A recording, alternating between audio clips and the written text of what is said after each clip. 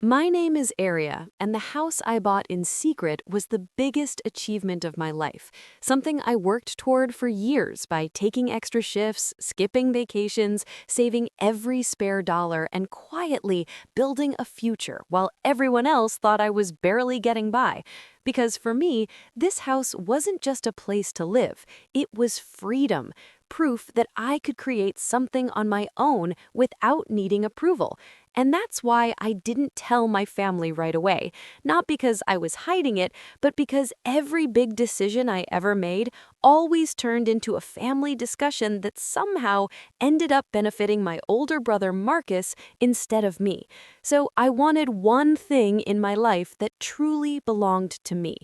But that peace didn't last long because one afternoon when I pulled into my driveway, I saw my parents' car parked outside, and my stomach dropped instantly. And when I walked inside, I didn't hear congratulations or surprise.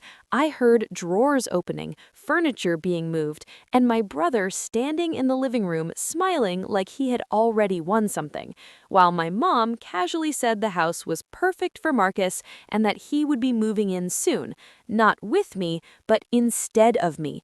And Marcus crossed his arms and said I was good at managing on my own anyway, the same line I had heard my entire life.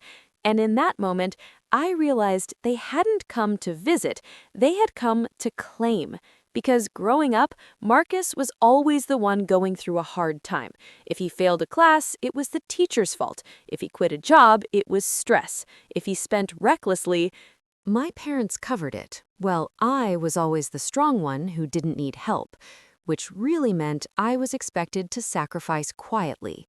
So when I bought this house with my own money, I thought things would finally be different. But 2 days later, I came home to a moving truck parked outside and Marcus carrying boxes into my house using a spare key my mom had taken without asking. My couch had been moved, my guest room was already half full of his clothes, and he laughed and told me to relax because it was basically our place now. And when I told him clearly that it wasn't and that he wasn't moving in, he shrugged and said Mom told him I would come around. And that's when I understood they didn't see this as my home. They saw it as family property and me as the caretaker. And that night, I barely slept, not because I was angry, but because I finally understood that if I didn't protect my boundaries now, I never would. So the next morning, I called a locksmith and had every lock changed, and then called a removal service to take every single item Marcus had brought inside. The boxes, the furniture, the clothes, all of it gone by evening. And when the house was quiet again, it felt whole, peaceful, and mine. And I didn't text or explain because I had spent my whole life explaining myself. Then Sunday came when they planned to officially move him in, and I was making coffee when the pounding started on the door, hard and angry, with Marcus shouting for me to open it and my phone lighting up with non-stop calls from my parents about family loyalty. And I answered once calmly and said, "This is my house and he doesn't live here." And there was silence before my mom coldly said I had changed. And I replied that I hadn't changed, I had just stopped being used. And I hung up.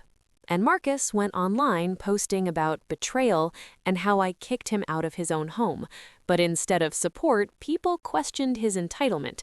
His coworkers saw it too, and within a week, he lost his job because how you treat family often reflects how you treat everyone else. And my parents rushed to financially support him like always, but debts piled up, and for the first time, they couldn't save him.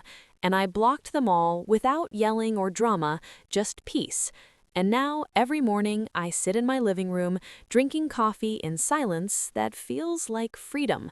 No one taking from me, no one deciding for me, and I finally learned that setting boundaries doesn't make you cruel, it makes you free.